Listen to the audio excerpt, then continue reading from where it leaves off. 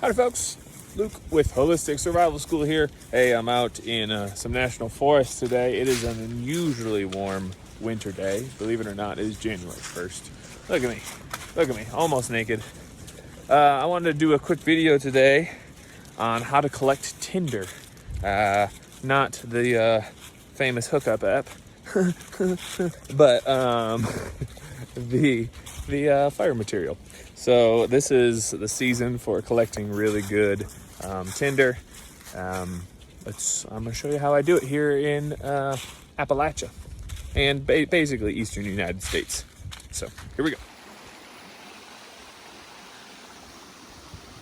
I walked about 5 feet and found exactly what I was looking for. So tinder, obviously we're looking for some fluffy stuff. So the smaller your tinder, the more easily it breaks down, the easier it's going to combust. Think of fire wanting to eat. It's easier to digest and eat and burn really tiny things, right? If you put a giant log on the fire, it doesn't burn that easily.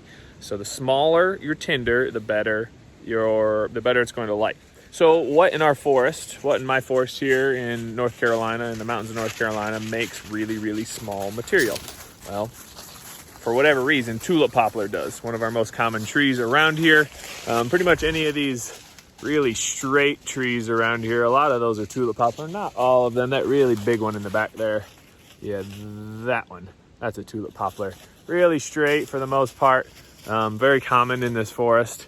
So what I'll do is I'll first just find some tulip poplar trees, and then I'll go to the base of them. And in the wintertime, they actually drop their bigger leaves, or their bigger branches. So here, see this? This has been down for a while, but you can look at it and just be like, oh yeah, there's some good tinder in there. So literally just pulling this off. This is the inner fiber, the inner bark fiber of this tulip poplar tree. You can see just how feathery it is already. Now I know from experience that this breaks down really fine.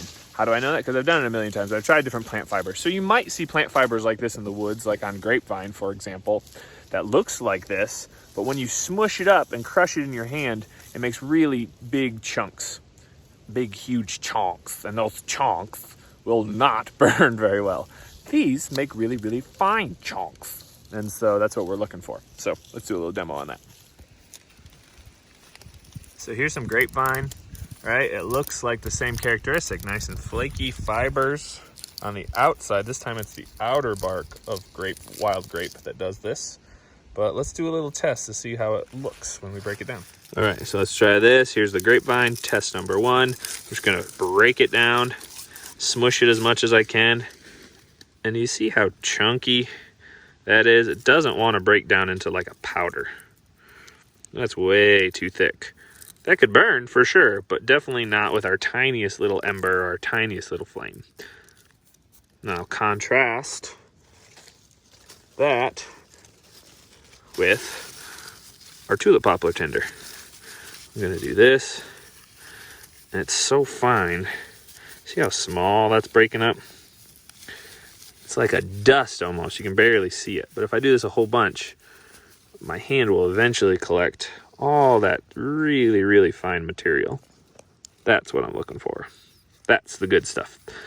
The finer this dust, so if you run into a plant that you don't know and you find some material, see how well it breaks down. The finer the dust, the better the tinder. Thanks, tulip poplar.